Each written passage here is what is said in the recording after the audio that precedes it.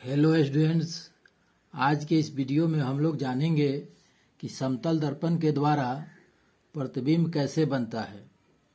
इसके साथ साथ यह भी जानेंगे कि समतल दर्पण के द्वारा बने प्रतिबिंब की प्रकृति कैसी होती है। इसको समझने के लिए एक फिगर ड्रॉ करते हैं। तो मान लेते हैं कि यह एक समतल दर्पण है और इस दर्पण का नाम है एम डैश। अब इस समतल दर्पण के सामने एक वस्तु रखा गया है। इस वस्तु का नाम है ओ नाम की एक वस्तु रखी गई है।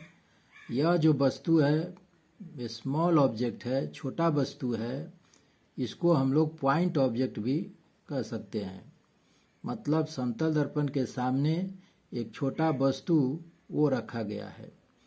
अब हम समझेंगे कि फिजिक्स में ऑब्जेक्ट किसको कहते हैं।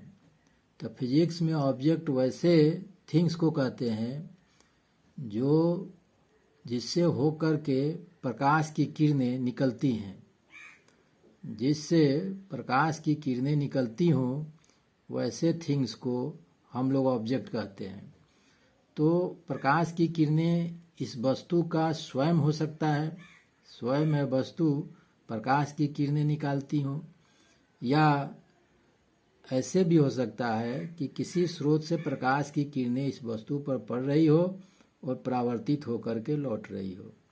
तो जिस चीज़ से प्रकाश की किरणें निकलती हैं उसे फिजिक्स में हम वस्तु कहते हैं। तो यहाँ पर समतल दर्पण के सामने एक वस्तु ओ रखा गया है। अब वस्तु ओ से सभी दिशाओं में प्रकाश की किरणें चल रही हैं। चूँकि हम जानते हैं कि फिजिक्स में वस्तु उसी को कहते हैं जिससे होकर प्रकाश की किरणें निकलती हैं। तो यहाँ प्रकाश की किरणें सभी दिशाओं में निकल रही हैं, लेकिन प्रतिबिंब बनाने के लिए दो किरणों का होना जरूरी होता है। दो किरणों का यहाँ पर होना जरूरी होगा प्रतिबिंब बनने के लिए। तो अब देखिए कि प्रकाश की एक किरण इस वस्तु से होकर के प्रकाश की एक किरण चल रही है। यहाँ देखिए प्रकाश की एक किरण यहाँ चली। अब इस किरण का नाम हम लोग रख दिए ओ ए प्रकाश की किरण है जो चल रही है और दर्पण के सतह पर पड़ रही है। तो आप जानते हैं कि दर्पण के सतह पर प्रकाश की कोई किरण पड़ती है या किसी वस्तु पर प्रकाश की किरण पड़ती है तो वह परावर्तन के नियम का पालन करते हुए लौट जाती है। तो यह किरण ओ ए जो किरण है वह दर्पण के सतह पर आपतित हुई और परावर्तन का नियम का पालन करते हुए एक्स दिशा में, एक्स मान लीजिए यहाँ पर एक्स दिशा में लौट गई। परावर्तन का नियम का पालन की है। इसका मतलब यह हुआ कि यहाँ पर जो आपतन कोण होगा आई और परावर्तन कोण होगा वह दोनों बराबर होगा। तो प्रकाश की एक किरण ओए दर्पण के सतह पर पड़ी और एक्स दिशा में लौट गई। इस किरण का नाम एक्स हो गया। परावर्तन का नियम का पालन किया। इसका मतलब हुआ कि यह जो एंगल है I1, यह एंगल है R1, दोनों बराबर हुआ। अब प्रकाश की एक और किरण हम यहाँ चलाएंगे। चूँकि हमको प्रतिबिंब बनाना है तो प्रतिबिंब बनाने के लिए दो किरण का होना जरूरी है। तो एक किरण प्रकाश का और यहाँ से हम चलाते हैं। एक किरण प्रकाश का और चलाइए यहाँ से। यह किरण दर्पण के सतह पर पड़ी, इसका नाम रख दीजिए बी। तो यह किरण ओ भी दर्पण के सतह पर पड़ती है और परावर्तन के नियम का पालन करते हुए लौट रही है। परावर्तन का नियम का पालन करते हुए लौट रही है। इसका मतलब यहाँ पर जो एंगल बना है I2 और यहाँ पर जो एंगल बनेगा R2, आपतन का कोण और परावर्तन का कोण, incident angle angle of reflection, दोनों क्या होगा? बराबर होगा। दोनों बराबर होगा। परावर्तन के नियम का पालन करते हुए यह किरण ओ बी किरण लौट गई किस दिशा में? BY दिशा में। BY दिशा में लौट गई। तो यहाँ पर दो किरणें आकर के दर्पण के सतह पर पड़ रही है, OA, OB, और दोनों किरणें परावर्तित होकर के लौट रही है। लेकिन यहाँ पर हम देख रहे हैं कि यह जो परावर्तित किरणें हैं जो लौट रही है, दर्पण के सतह से जो लौटने वाली किरणें हैं, वे किरणें एक दूसरे से दूर भागते हुए जा रही है। देखिए, इसका दिशा इधर होगा और इसका दिशा इधर होगा। तो इसको अगर आप बढ़ाते हैं तो आपको पता चल रहा है कि ये किरणें एक दूसरे से नहीं मिलेंगी। तो जब एक किरणें एक दूसरे से नहीं मिलेगी, अर्थात परावर्तित किरणें जब एक दूसरे से नहीं मिलती है, तब प्रतिबिंब नहीं बनता है। ऐसे स्थिति में हम करेंगे क्या कि एक दूसरे को, जो किरणें परावर्तित किरणें हैं, उन परावर्तित किरणों को हम पीछे की तरफ बढ़ाएंगे, पीछे की तरफ बढ़ाएंगे।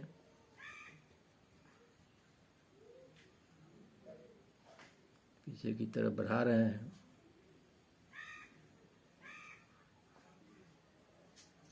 यहाँ जाकर के किसी बिंदु पर यह मिल रही है।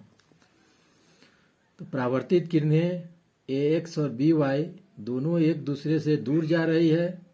इसका मतलब यह हुआ कि डाइवर्ज कर रही है, इसीलिए वे एक दूसरे से नहीं मिल पाएगी, जिसके कारण परावर्तित किरणों को हमने पीछे की तरफ बढ़ाया। बढ़ाने पर दोनों किरणें आकर के एक बिंदु पर मिली, जिसका नाम हो गया I। तो यहाँ जो दोनों किरण एक दूसरे से आकर मिल गई है, तो यहाँ पर प्रतिबिंब बन गया I। बिंदु I, बिंदु O का प्रतिबिंब यहाँ पर बना। यहाँ परावर्तित किरणें वास्तविक रूप से नहीं मिल रही है। यहाँ ध्यान देने वाली बात है कि परावर्तित किरणें जो हैं वह वास्तविक रूप से, वास्तविक परावर्तित किरणें तो यहाँ पर हैं, तो वास्तविक रूप से तो नहीं मिली। तो यह किरणें मिलती हुई प्रतीत होती है जब हम इसको पीछे की तरफ बढ़ा रहे हैं। तो अब हमको लगता है कि किरणें एक दूसरे से मिल जाएंगी। जब परावर्तित किरणें वास्तविक रूप से नहीं मिलती है, वे मिलती हुई प्रतीत होती है। जब उसको पीछे की तरफ बढ़ाते हैं, तब जो प्रतिबिंब बनता है, उस प्रतिबिंब को कहा जाता है काल्पनिक प्रतिबिंब। तो यहाँ से आप देखिएगा तो आपको लगेगा कि यह जो किरण है, यह किरण इस बिंदु पर, बिंदु I पर एक दूसरे से मिल रही है, जिसके कारण यहाँ पर प्रतिबिंब बन रहा है। अब हम समझेंगे कि प्रतिबिंब जो बन रहा है वह कैसा बन रहा है। तो चूंकि यहाँ पर जो प्रतिबिंब बन रहा है वास्तविक रूप से परावर्तित किरणों के मिलने से नहीं बन रहा है, हम लोग तो इमेजिनेशन कर रहे हैं, कल्पना कर रहे हैं, इसीलिए यह जो प्रतिबिंब बनेगा, यह प्रतिबिंब बनेगा काल्पनिक। पहला चीज बनेगा काल्पनिक प्रतिबिंब। काल्पनिक प्रतिबिंब, इसको हम लोग अंग्रेजी में कहते हैं वर्चुअल प्रतिबिंब बनेगा। दूसरा चीज इसमें होता क्या है कि जितना बड़ा वस्तु है, वस्तु का जो आकार है, प्रतिबिंब का आकार भी उतना ही बड़ा होगा। मतलब वस्तु का आकार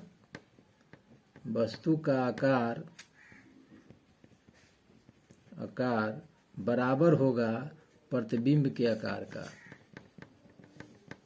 प्रतिबिंब के आकार का, वस्तु का आकार और प्रतिबिंब का आकार बराबर होगा। मतलब जितना बड़ा वस्तु होगा उतना ही बड़ा प्रतिबिंब होगा। तीसरा चीज, प्रतिबिंब जो काल्पनिक बन रहा है, तो काल्पनिक प्रतिबिंब हमेशा सीधा बनता है।